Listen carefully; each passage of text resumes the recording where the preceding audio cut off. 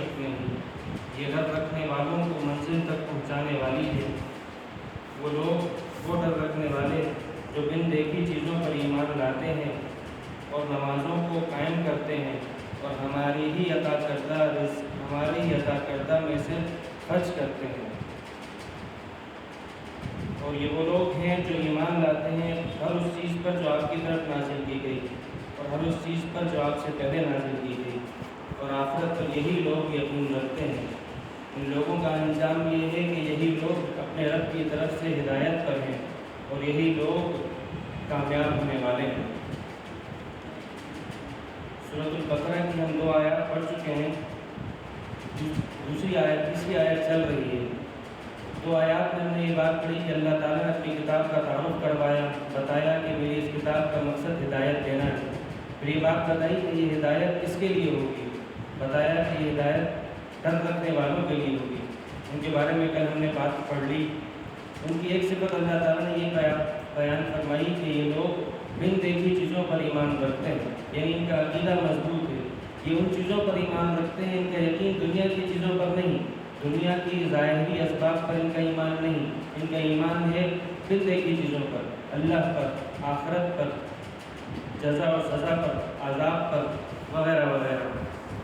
اور دوسری صفت بیان فرمائی کہ ان کا دوسرا خاصہ یہ ہے کہ یہ نمازوں کو قائم کرتے ہیں، ہر نماز کو اس کے وقت پر تمام واجبات، فرائض اور سنن اور آداب کے ساتھ ادا کرتے ہیں، اس کے عادی ہیں، وقتی کبھی نماز نہیں پڑھتے، کبھی پڑھی کبھی نہیں پڑھی، لیکن بات کیا کہ ہر نماز کو مستقل طور پر قائم کرتے ہیں۔ آج ہم ان کی تیسری صفت پڑھ رہے ہیں، وہ یہ ہے وَمِمَّا رَزَقْنَاهُمْ يُنْفِقُونَ، اور یہ ہمارے ہی عطا کردہ میں سے کچھ خرچ کرتے ہیں۔ سب سے پہلے تو یہ بات سمجھیے کہ دیکھیں اللہ رب العزت کو بندے کا اپنی راہ میں خرچ کرنا اتنا پسند ہے کہ اللہ تعالیٰ نے اس کو بندے کی صفت کے طور پر ذکر کیا ہے کہ یہ بندہ میری راہ میں خرچ کرتا ہے۔ اور صرف اللہ کو پسند نہیں، جس بندے کو اللہ کی راہ میں خرچ کرنے کا لطف آ جائے تو وہ بھی اس کے خرچ کیے بغیر نہیں رہ سکتا۔ آپ علیہ السلام نے فرمایا کہ لو کان لی مثل احد ذهبا، اگر میرے پاس احد پہاڑ کے برابر بھی سونا ہوتا تو آپ نے فرمایا کہ لسرنی اللہ یمر 3 لیال، کہ مجھے یہ بات پسند ہوتی کہ 3 راتیں بھی وہ مال میرے پاس نہ رہے، ہم اس میں اتنا رکھتا کہ جس سے میں اپنے اوپر جو میری ذمہ داریاں ہیں وہ میں پورا کروں، باقی سارا میں اللہ کی راہ میں خرچ کرتا ہوں۔ کیوں؟ کیونکہ اللہ کی راہ میں خرچ کرنے کے جس کو ایک مثال ہے، صرف مثال کی حد تک دیکھیں، حرام عشق، مجنون کو جب لیلا سے عشق ہو جائے تو پھر سب سے پہلے وہ اپنی بدن، اپنی مشقت، جسمانی مشقت برداشت کرتا ہے، پھر جب اس کا عشق اور جولے کھاتا ہے اور جولانی میں آتا ہے تو پھر اپنا مال خرچ کرتا ہے، پھر وہ لٹاتا ہے اور لٹاتے ہوئے جو اس کو مزہ آتا ہے، جو لطف آتا ہے وہ پرواہ نہیں کرتا کہ کون مجھے کیا کہے گا۔ تو یہ تو حرام عشق ہے۔ اگر ہمیں اللہ سے جو کہ حقیقی عشق ہے اور جو کہ مطلوب ہے، جو کہ ہونا چاہیے، اس میں ایسے لوگ موجود ہیں کہ وہ خرچ کرتے ہیں تو اللہ کو انہیں بہت پسند آتا ہے۔ یہ تو میں نے آپ کو آپ علیہ السلام کی مثال دی۔ حضرت ابوبکر صدیق رضی اللہ تعالیٰ عنہ غزوہ موتا کا، غزوہ تبوک کا موقع تھا، بہت لمبا سفر تھا، آپ علیہ السلام نے مسجد میں چندے کی اپیل کی تو حضرت ابوبکر صدیق رضی اللہ تعالیٰ عنہ اپنے گھر میں جھاڑو لگایا، جھاڑو لگا کر ہر چیز لا کے آپ علیہ السلام کی خدمت میں لا کر رکھ دی۔ جب آپ نے پوچھا کہ بھئی کیا چھوڑا تو فرمایا اللہ اور اللہ کے رسول کا نام چھوڑا ہے۔ اسی جنگ کے موقع پر حضرت عمر فاروق رضی اللہ تعالیٰ عنہ اپنے پورے مال کو 2 حصہ کر کے آدھا اللہ کی راہ میں خرچ کرنے کے لیے پیش کر دیا، رسول اللہ یہ میرے لیے، یہ میری طرف سے آپ اس جنگ میں قبول کیجیے۔ اسی جنگ کے موقع پر حضرت عثمان رضی اللہ تعالیٰ عنہ نے 300 اونٹ جو کہ سامان سے لدے ہوئے تھے، جو کہ گندم وغیرہ سے لدے ہوئے تھے، وہ 300 اونٹ لا کر آپ علیہ السلام کی خدمت میں پیش کیے۔ آپ نے فرمایا ہے عثمان تھوڑا زیادہ، تو 300 اونٹ مزید لا کر رکھ دیے۔ پھر آپ نے مزید درخواست کی تو 300 مزید اونٹ لا کر رکھ دیے۔ 300 اونٹ مذاق نہیں، وہ اونٹ جو کہ مال سے لدے ہوئے ہوں، جب 900 اونٹ لا کر رکھیں تو مسجد میں جب ان کا غلہ لا کر رکھا گیا تو آپ علیہ السلام ان کے غلے کو اٹھا کے اچھالتے تھے اور کہتے تھے کہ آج کے بعد عثمان جو کرنا چاہے کرے، اس سے جو گناہ ہوگا اللہ تعالیٰ اس کی کوئی پکڑ نہیں کرے گا، کیونکہ اس نے اتنا خود خرچ کر دیا ہے۔ تو جن لوگوں کو اللہ کی راہ میں خرچ کرنے کا لطف آ جائے تو پھر وہ جی نہیں سکتے اس کو خرچ کیے بغیر۔ اب اگلی بات کہ ہم آیت کے الفاظ پہ غور کرتے ہیں۔ اللہ تعالیٰ نے فرمایا ہمارے ہی عطا کردہ میں سے کچھ خرچ کرتے ہیں۔ پہلی بات تو یہ کہ اللہ نے کہا ہمارے ہی عطا کردہ میں سے، ہمیں تعلیم دے دی، ارے تم خرچ کر رہے ہو تو تمہارا اپنا ذاتی تھوڑی ہے، یہ تو ہم ہی نے دیا ہے، یہ ہمارا ہی عطا کردہ ہے۔ آپ کہو کہ بھئی میں نے کمایا ہے، بھئی کمایا تم نے، تمہیں کمانے کی صلاحیت کس نے دی؟ اللہ نے دی ہے، اور کماتے تو بہت سے لوگ ہیں، کیا سب کو ملتا ہے؟ اللہ جس کو دیتا ہے تو اللہ نے دیا ہے، تو اللہ تم سے اپنی ہی دی ہوئی چیز مانگ رہا ہے۔ اسی لیے کسی شاعر نے کہا جان دی ہوئی اسی کی تھی، حق تو یہ ہے کہ حق ادا نہ ہوا۔ مجاہد جب اللہ کی راہ میں اپنی جان کا نذرانہ پیش کرتا ہے تو وہ حقیقتاً یہ کہتا ہے جان دی ہوئی اسی کی تھی، میں نے اللہ کی راہ میں جان تو دے دی ہے لیکن دی ہوئی اسی کی تھی۔ حق تو یہ ہے کہ میں نے جان دے کر اللہ کا حق ادا نہیں کیا۔ یہی یہاں پر ہے، مال دیا ہوا اسی کا تھا، حق تو یہ ہے کہ حق ادا نہ ہوا۔ یہی وجہ ہے کہ قرآن کریم میں موجود ہے کہ اللہ تعالیٰ فرماتے ہیں کہ وفی اموالہم حق معلوم للسائل والمحروم۔ یہ جو غربا ہے نا، یہ جو امیر لوگوں کے پاس مال ہے، ان لوگوں کے پاس مال، اس میں غریبوں کا حق ہے۔ آپ یہ نہ سمجھو کہ آپ ان کے اوپر کوئی حق جتا رہے ہو، آپ ان کو احسان کر رہے ہو، یہ تو ان کا حق ہے جو آپ ان کو دے رہے ہو، نہیں دو گے تو آپ کی پکڑ ہوگی۔ تو یہ تو فرمایا کہ اب یہ ایک لفظ تھا کہ ہمارے ہی عطا کردہ میں سے۔ پھر اللہ تعالیٰ فرماتے ہیں یہ نہیں بتایا کہ کتنا خرچ کرنا ہے، کیا خرچ کرنا ہے، کس مد میں خرچ کرنا ہے۔ دیکھیے اسی لیے علماء نے لکھا ہے کہ اس آیت میں ضروری نہیں کہ جس کے پاس مال ہو مال خرچ کرے۔ اگر کسی کے پاس صلاحیت ہے، کوئی عقل مند ہے، کسی کے پاس حکمت ہے، کوئی ہنر ہے، کوئی اگر پلمبر ہے تو اپنے پلمبر کے ہنر کو اللہ کے راہ میں خرچ کرے۔ اگر کوئی بڑھئی ہے، کارپینٹر ہے، تو وہ اس کارپینٹر کے عمل کو بھی اللہ کے راہ میں خرچ کر سکتا ہے۔ اللہ نے یہ تو نہیں کہا کہ میری راہ میں ہمارے عطا کردہ مال کو خرچ کرو، اللہ نے کہا ہماری عطا کردہ چیزوں میں سے کچھ خرچ کرو۔ تو وہ کچھ بھی صلاحیت ہو سکتی ہے، اگر مال ہے تو مال، اگر آپ کے پاس جسمانی طاقت ہے تو وہ جسمانی طاقت کو خرچ کرو، اپنی صلاحیتوں کو اللہ کی راہ میں لگاؤ۔ تو یہ کہا کہ ضروری نہیں ہے کہ مال ہو، اور مال ہو تو کہا کچھ ہو، ضروری نہیں ہے پورا ہو۔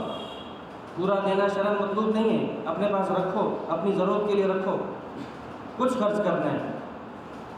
اب دیکھیے کیوں؟ کیونکہ اللہ کے ہاں تقویٰ پہنچتا ہے۔ لن ینال اللہ لحومها ولا دماؤها۔ اللہ تعالیٰ کے پاس تمہارا مال نہیں پہنچتا، اللہ کے پاس تو تمہارا تقویٰ پہنچتا ہے، اللہ کے پاس تو تمہارا ڈر پہنچتا ہے، وہ تڑپ پہنچتی ہے جس تڑپ کے مطابق تم نے اس مال کو خرچ کیا ہے۔ بس آج یہ ہے کہ ہم صدقات خرچ کرنے ہیں تو اپنی جگہ ہم زکوٰۃ نہیں دیتے۔ آپ علیہ السلام نے قرآن کریم میں کہتا ہے والذین یکنزون الذهب والفضة ولا ينفقونها في سبيل اللہ، وہ لوگ جو سونے اور چاندی کا ذخیرہ کرتے ہیں اور ان کو زکوٰۃ میں خرچ نہیں کرتے، فبشرهم بعذاب الیم، انہیں دردناک عذاب کی خوشخبری سناؤ۔ یوم یحمى علیہا فی نار جہنم، اس دن ان کے سارے سونے چاندی کو آگ میں تپایا جائے گا، اور پھر فَتُقْوَى بِهَا جِبَاهُهُمْ وَجُنُوبُهُمْ وَظُهُورُهُمْ، سب سے پہلے ان کی پیشانیوں کو اس سے داغا جائے گا، پھر ان کے پہلوؤں کو، پھر ان کی پشت کو۔ علماء نے لکھا ہے اللہ تعالیٰ نے یہ ترتیب کیوں بتائی؟ وجہ اس کی ہے کہ جب غریب مانگنے آتا ہے نا تو سب سے پہلے ماتھے پر بل چڑھاتے ہیں، تیوری چڑھاتے ہیں، پھر منہ موڑتے ہیں، پھر پورا رخ تبدیل کر کے چلے جاتے ہیں۔ تو اللہ تعالیٰ فرماتے ہیں سب سے پہلے ان کے ماتھوں پر اس مال کو داغو، پھر اس کے بعد ان کے پہلوؤں پر، پھر اس کے بعد ان کے پشت پر۔ پھر فرمایا ہاذا ما کنزتم، اللہ تعالیٰ فرمائیں گے وہ مال کہے گا کہ میں تمہارا وہ خزانہ ہوں جس سے تم ذخیرہ اندوزی کرتے تھے۔ قرآن حدیث میں آتا ہے آپ علیہ السلام نے فرمایا کہ من آتاہ اللہ مالا فلم یؤت زکاتہ، جس کو اللہ تعالیٰ نے مال دیا لیکن اس نے زکوٰۃ ادا نہیں کی، تو اللہ تعالیٰ حدیث میں آتا ہے آپ علیہ السلام نے فرمایا اللہ تعالیٰ اس کے اوپر قیامت والے دن قبر میں ایک ایسا سانپ مسلط کریں گے جو کہ گنجا ہوگا۔ علماء نے لکھا ہے گنجا اس کے اندر اتنا زہر ہوگا کہ اس کے جسم سے سارے بال جھڑ چکے ہوں گے، اس کے آنکھوں کے اوپر انگور کی طرح کے 2 دانے ہوں گے، تو جب اس کا توپ پہنایا جائے گا اور جب وہ اپنے پنجوں سے اپنے منہ سے اس آدمی کو پکڑے گا اور کہے گا کہ انا کنزو انا مال، میں تیرا مال ہوں، میں تیرا خزانہ ہوں، لے اب تو اسے اپنے پاس رکھ۔ اللہ تعالیٰ یہاں تو یہ اللہ تعالیٰ نے بات نہیں بتائی کہ آپ زکوٰۃ، اس میں زکوٰۃ بھی شامل ہے، صدقات بھی شامل ہے، خیرات بھی شامل ہے، لیکن صدقات اور خیرات تو اپنی جگہ ہم زکوٰۃ نہیں دیتے، اللہ کی راہ میں خرچ کرنا چاہیے۔ آپ علیہ الصلوۃ والسلام نے فرمایا کہ ما من یوم، ہر دن ہر صبح کو 2 فرشتے آسمان سے اترتے ہیں اور کہتے ہیں، ان میں سے ایک فرشتہ کہتا ہے اللہم آتی منفقا خلفا، کہ اللہ جو خرچ کرنے والا ہے نا، آج کے دن جو خرچ کرے گا اسے تو بہترین بدلہ دے دے، یہاں سے وہ خرچ کرے وہاں تو اس کے مال میں اس کا نعم البدل عطا کر دے۔ اور دوسرا فرشتہ کہتا ہے اللہم آتی ممسکا تلفا، کہ اللہ جس نے مال کو روکے رکھا ہے، مال کو دبا کے رکھا ہے، اس کے مال کو تلف کر دے، ضائع کر دے۔ ہم نہیں دیکھتے، چیز پڑی پڑی ضائع ہو جاتی ہے، سڑ جاتی ہے، خراب ہو جاتی ہے، لیکن ہمیں کسی کو دینے کی توفیق نہیں ہوتی۔ ہاں کام آ جائے گی، کبھی تو کام آئے گی، لیکن وہ کام آنے کے وقت سے پہلے وہ ضائع ہو جاتی ہے، تو درحقیقت اس فرشتے کی بد دعا ہے۔ تو ہر روز صبح 2 فرشتے اتر کے یہ دعا کرتے ہیں اللہم آتی منفقا خلفا، اے اللہ جو خرچ کرنے والا ہے اسے اس کا نعم البدل عطا فرما۔